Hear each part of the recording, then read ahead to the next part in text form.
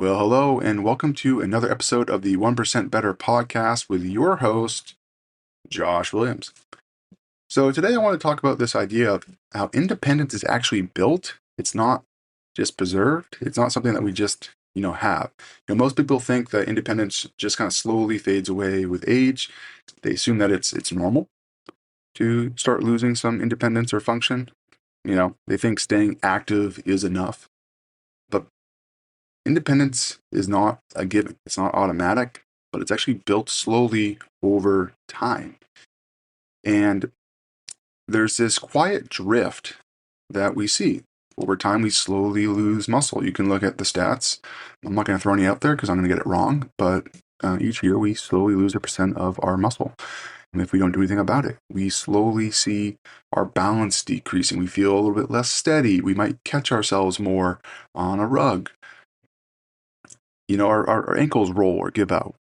We start, avoiding things that maybe we don't feel as comfortable about. And we can do this without notice. We might, stop carrying things up the stairs. We might decide to not do an activity anymore or a chore anymore. We might hire it out because we can.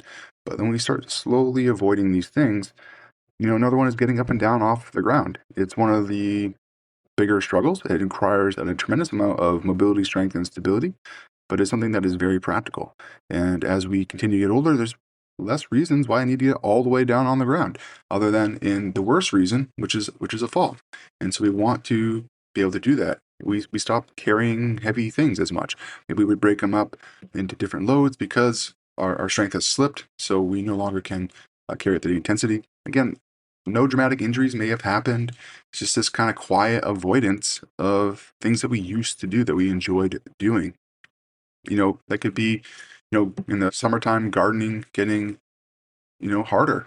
Outside chores in general getting harder. It could be, the stairs all of a sudden start feeling a little bit steeper. When we travel, we don't do as much because we're exhausted. We're tired. And I don't have the energy to do it. Getting up out of a cushy couch or chair requires maybe some rocking and force and using our hands to push us up out of there. So, this isn't necessarily weakness. It's a lack of strength exposure. Our life has become built slowly where we don't have to do things that require strength, or we use aids to get around having to use strength. And it just kind of feeds into what we're trying to avoid. And one of the, I won't say fallacy is a hard word, but staying active is not the same as getting strong. So walking is awesome. Walking is great. I hear so many people, I walk 3 to 4 miles a day. That is awesome. Don't stop. Being busy, I do all these things, whether I volunteer or around the house, I'm cleaning, I'm doing yard work, I'm doing, XYZ, chasing the grandkids. Those are all great things. But the understanding of being active, being busy is not the same as strength training. They are not the same thing. But it doesn't guarantee strength. So what does independence require? So independence requires strength, specifically leg strength, being able to have the strength and stability in the legs. Grip strength, being able to hold something, which also goes into mobility and posture of the shoulders and overall shoulder health. Core stability, this also comes back to posture. So holding good posture, good balance, steadiness when we're carrying something. And then also just this ability to be confident under load, to be able to come in contact with something that is going to require strength and feel confident being able to do it, knowing how to brace, move, breathe, all that fun stuff.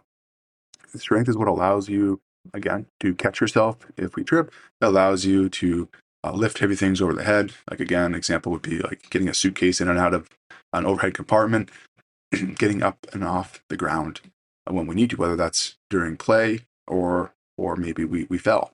We have to steady ourselves and get back up. Big thing with strength as well, so it creates freedom, but it also plays with the psychological independence as well. Our minds are very powerful, as we know. They, shape us. They have a big effect on us. We don't do anything without what the mind says. So with strength, we are able to ideally move with less fear of falling, of tripping, less hesitation to do activities that we enjoy doing. more willingness to say yes to things because you have the energy. You know, you're confident that you can do it, or you can at least do it at a level where you can enjoy. And then you also have this confidence in your body. And people move differently when they feel stronger, when they feel confident in how they move. They're less stiff, they're less rigid, they're able to take larger steps and move with a proud chest so that they're not hunched over. And so overall, the strength, again, plays in the mindset, how you move. Again, the more free we can move, it plays back into our freedom.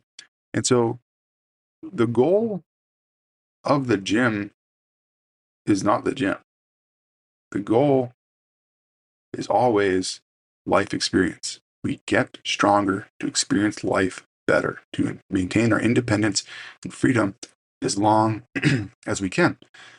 And this requires the right amount of balance to build safe independence.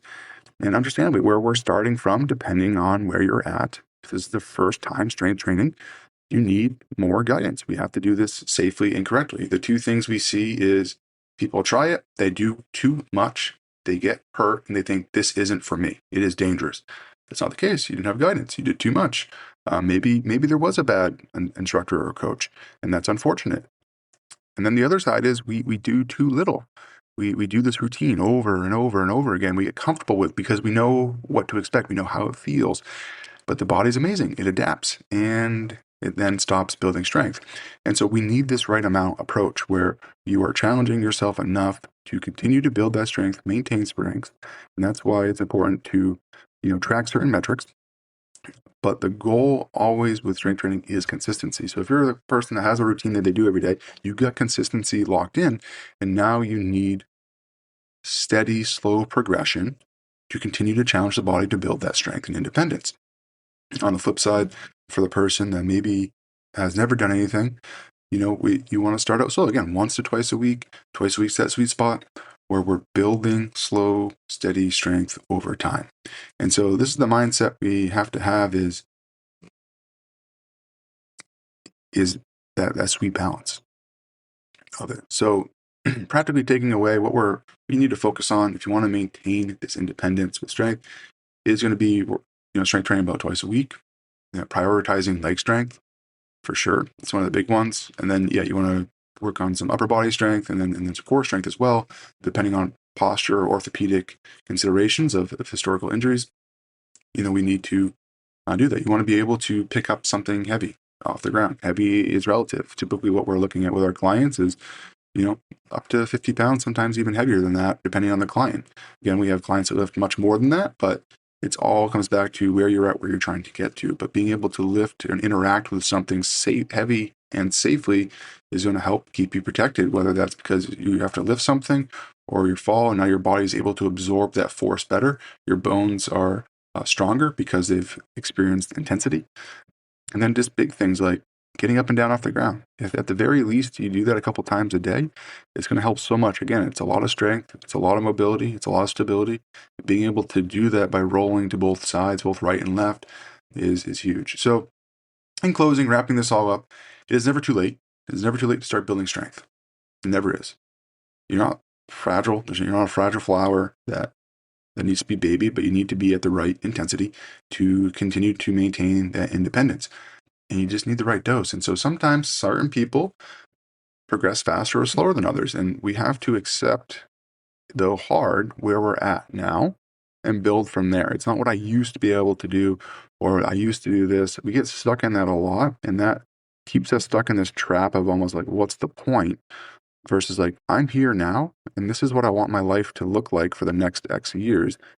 And so this is where I'm starting from. This is what I need to do that safely. And the goal, again, with working out is not these hero workouts where you're pushing intensity. No, the goal is to make life outside of the gym easier and more freeing to keep that independence. So if you need help with that, or that kind of speaks to you, feel free to reach out to us. Again, we have 3 locations in Maine now, which is great. And Candybunk, our flagship, Scarborough and South Portland, where we work with people every day that are new to training, coming in with different injuries, different paths of life, different goals, of course, but guiding them all the same along the way with our big passion of being freedom and independence to live your life to the fullest.